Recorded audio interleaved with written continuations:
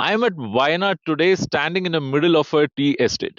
In Kerala itself, there are so many tea plantations, and the outputs they go to other countries. It means they are exported. So, in that context, I wish to talk about export finance.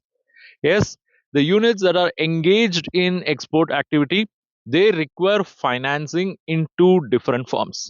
One, till they ship the products, and two, after the shipment.